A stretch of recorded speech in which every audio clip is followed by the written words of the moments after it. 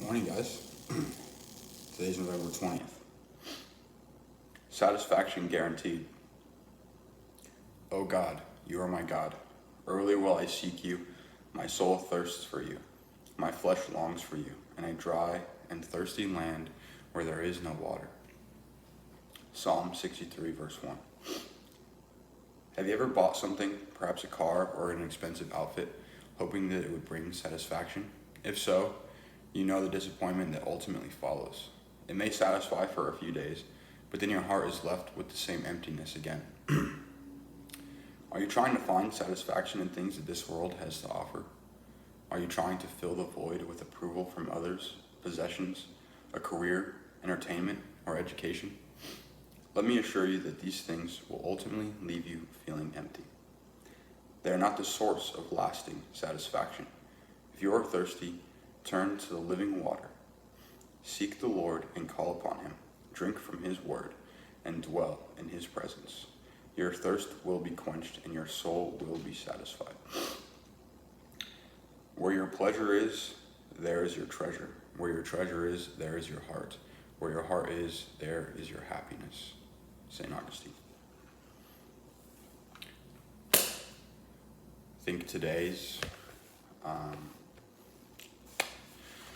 kind of hits, especially in a time of the year when material things become so important to certain people, like Thanksgiving is right around the corner, which means that Black Friday is right around the corner. People are going to start shopping for Christmas and stuff like that. And we forget that, like the devotional said today, there will be a hole left in us still. And that goes with any of our like fleshly desires at all. Anything that we desire that's not God will ultimately leave a hole, when you are really craving like some junk food or something that you know isn't going to make you feel too good. You eat it, it's good while you're eating it, and then, you probably feel like crap after, or very soon later. And those trends just seem to follow with those things, because our flesh wants a desire now. Our flesh wants what it wants, and denying the flesh enhances the spirit. And when we learn to just thirst for the Lord, to wake up every morning and just desire to spend time with him, I believe that like you start to see God through your whole day. I think it's so important that we seek the Lord in the morning. It's the first thing that we do, right? Before we satisfy our flesh with anything else, I personally don't eat before I spend time with the Lord, just in a way of, I try not to, but just as a way of, before I satisfy my flesh with anything, I would like to satisfy my soul. So my soul is sensitive to the Lord, and that I learn every day more and more to rely on him for my strength and for my happiness, for my joy, for the things that people desire, in life. And these temporary things aren't going to bring that to us. So we have to rely on the Lord, where when you thirst for the Lord, your thirst will be quenched. He is always satisfying. He's always filling our cups. And when we submit to him, we humble ourselves and we ask him to satisfy the desires of our soul, there's so much that he does in your life.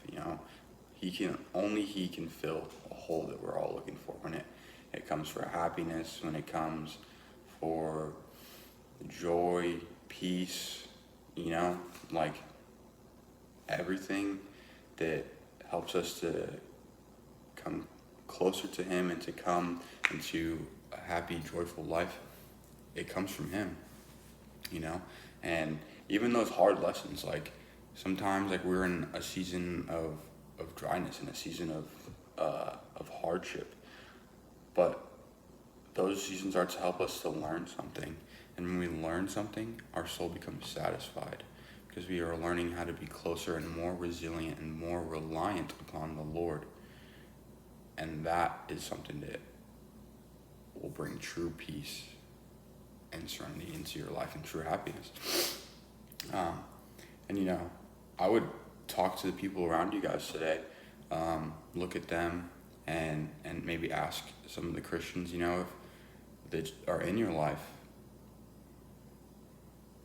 what their happiness comes from, and if they've had any experiences where they've not relied on the Lord for happiness, and if they could compare those things, and if they tried to fill that hole with something else, and how that worked out for them. You know, it's an interesting conversation to have.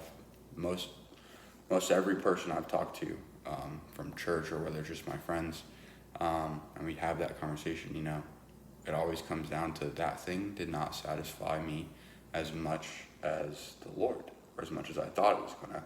And when I turned back to the Lord, I can't believe I forgot what it was like, you know? So thirst for the Lord, and he will quench your thirst. You know, go to him every day, thirsting for knowledge and just to know him. That's the most important thing, you know, is not to put all that pressure on yourself, to like know all this stuff, or we have to do all these things right.